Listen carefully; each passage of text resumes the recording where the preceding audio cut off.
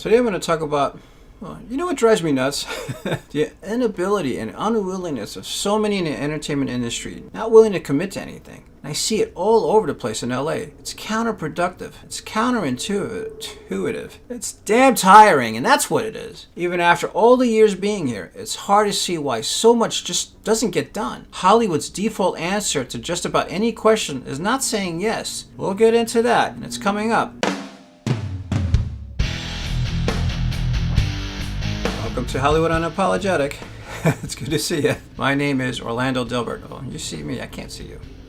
Today I want to talk about filmmaking essentials, why Hollywood's default answer is not saying yes. One of the things I've had a hard time understanding after moving to Los Angeles was people's inability to be direct, or more accurately, the unwillingness to be direct. I can't tell you the countless times I'd walk out of meetings scratching my head in bewilderment because I couldn't get a direct answer from anyone.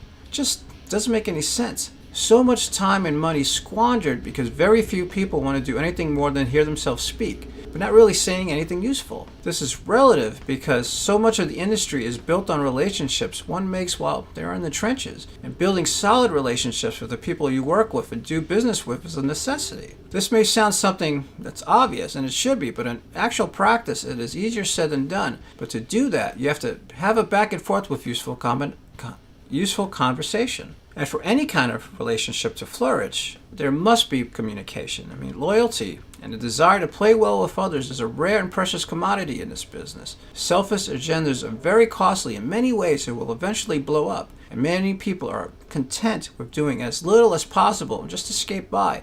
Ultimately, there will be some blowback. And once you begin interacting with anyone who has been in the business for some time, especially in Los Angeles, you may notice many people don't like to tell you no. Well, let me put it a better way. If you ask someone a question, the default answer usually is not saying yes. This is often true when asking someone to join you for lunch, having a follow-up meeting, and just about anything else that requires some kind of future interaction with one another. This may seem odd, and to me, it definitely is. But it has to do with many people not wanting to be accountable for their actions, inactions, or their words. When I lived in New York, I was very reluctant to move to Los Angeles to work in film and television, knowing how counterintuitive and counterproductive this line of thought is. I always thought, how can business be conducted when you can't get a straight answer from anyone? I learned that answering with either a yes or no to any question has consequences, and that makes sense. But not giving a definitive answer on anything leaves things open-ended for all eternity. This has a lot to do with having a fear of being accountable for one's words and actions, and a fear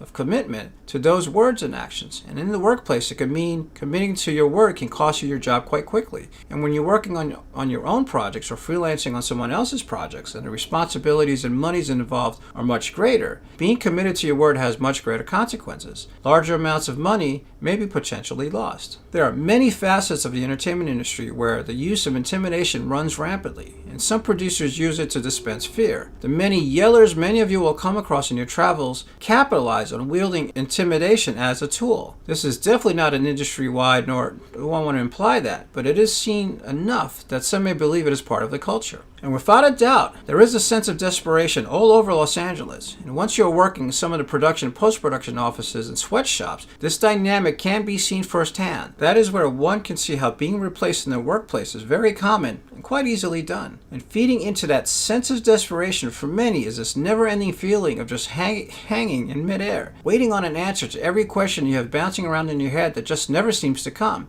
It is rather unsettling feeling to have or to be around. And for some, it feeds into the sense of desperation, all too commonplace within the industry and definitely in Los Angeles. And many who sense this take advantage of it without any remorse. In short, it sucks.